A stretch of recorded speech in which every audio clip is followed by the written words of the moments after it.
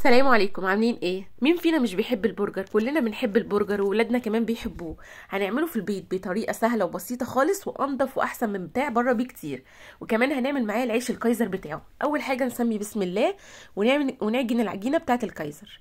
نزلت كده في بوله فاضيه ببيضه وعليها ربع كوبايه من الزيت وتلات ارباع كوبايه ميه دافيه ومعلقه كبيره من السكر والخميره واللبن البودره. ونزلت كده كمان عليهم بنقطتين من الخل، واقلب كده مكوناتي دي كده كويس لغايه ما كل حاجه تدوب تماما. هنا معايا نص كيلو من الدقيق منخول بما يعادل بالكوبايه المعياريه 4 كوبايات دقيق. اعجن بقى كده العجينه بتاعتي ما يقلش عن 4 أو 5 دقايق.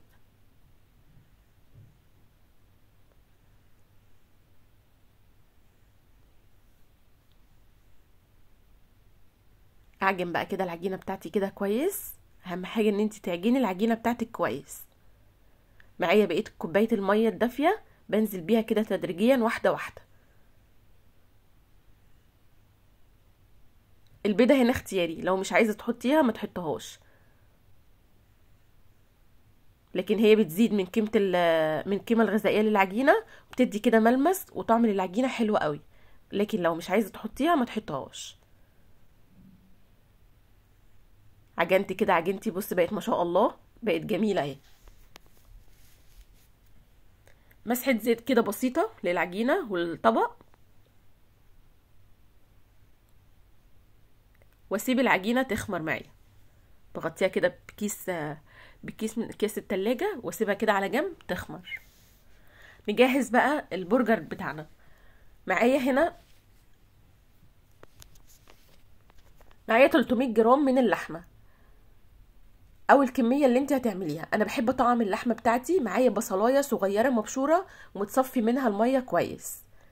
بجيب كده الكبه بتاعتي وانزل باللحمه على البصلايه المبشوره، بصلايه صغيره خالص، ابشريها وصفي منها الميه جامد. معايا معلقه من خلطه البرجر الجاهزه. الخلطه بتاعت كنور دي هي على فكره بتخلي طعم البرجر طعمه جميل جدا. معايا معلقه كبيره من الكاتشب.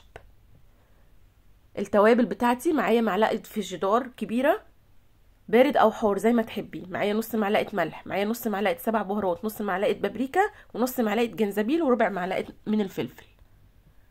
في الكبه بطحن بقى كده مكوناتي دي كده كويس لغايه ما تديكي عجينه ناعمه وتبقى بالشكل ده كده. احطها في التلاجة 10 دقايق. بعد كده انا طلعتها من التلاجة، ابتدي اقسم بقى اقسمها الكور. يعني ال 300 جرام دول هيعملوا معايا 6 برجرات، وحجمهم هيكون حجمهم حلو على فكرة.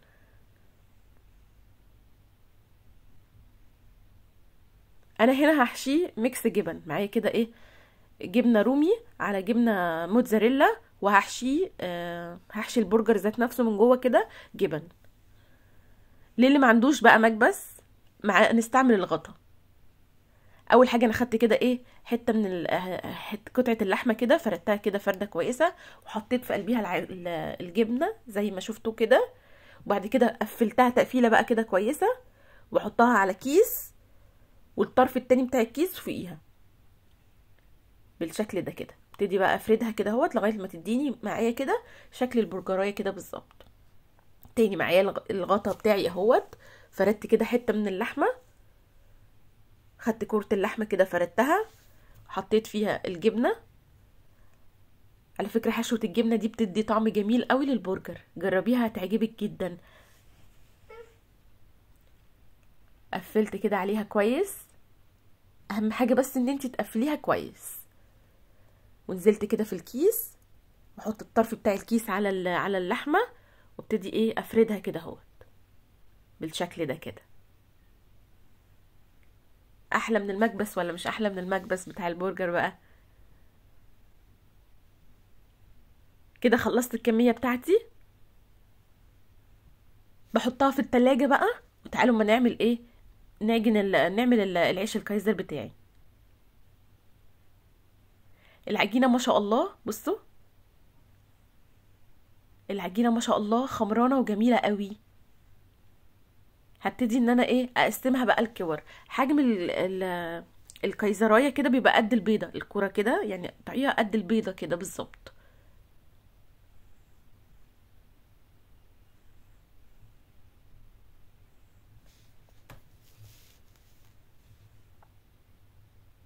اهو بالشكل ده. قسمت كده العجينه بتاعتي كلها الكور اهيت، بديها كده مسحه من الزيت بسيطه وبريحها شويه كده. بعد ما العجينه بتاعتي ارتاحت معايا كده طبق فيه سمسم من ابيض،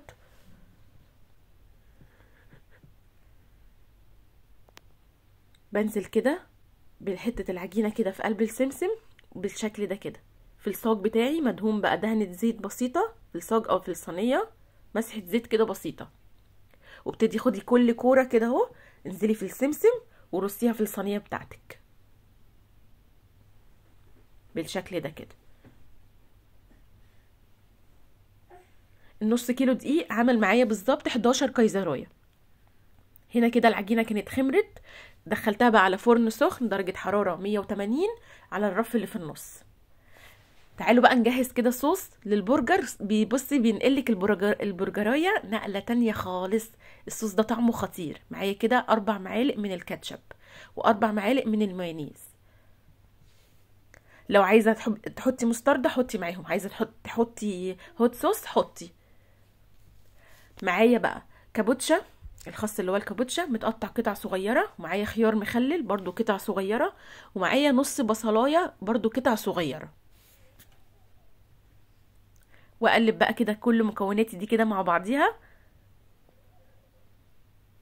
عايزه اقولك ان الصوص ده طعمه خطير قوي، بيخلي لك البرجر كده طعمه جميل زي الطعم بتاع المحلات بالظبط، يمكن احلى كمان. طلعت كده الكايزر بتاعي من الفرن، بصوا ما شاء الله حاجه كده بجد جميله جدا. اول ما يطلع بقى معاكي من الفرن بخيه كده بخه من الميه وغطيه بالفوطه على طول علشان يفضل معاكي طري.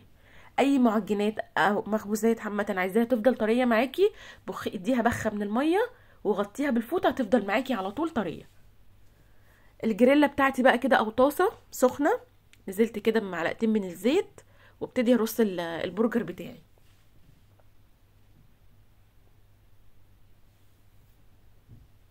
خلاص كده البرجر بتاعي استوى. نزلت كده في الطاسه مكان البرجر، هنحمص كده الايه، ندي تحميصه للكايزر بتاعنا بالشكل ده كده. حمصنا كده الكايزر تحميصه حلوه في معلقه كده من الزبده. ابتدي بقى اخد معلقه كده كبيره من الصوص اللي احنا جهزناه ده وعليه البرجرايه. عايزه تضيفي بقى اي اضافات تانية دي انت وذوقك. خدت كده معلقه كبيره من الصوص دوت،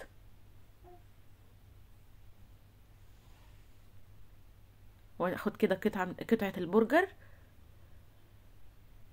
بالشكل ده كده. عايزه تضيفي اي حاجه تانية ضيفي، ده الحاجات دي طبعا انت وذوقك، ولكن هو مش محتاج اي حاجه. جبن، هو غرقان جبن من جوه، هو مليان جبن من جوه. الصوص هو برضو غرقان صوص،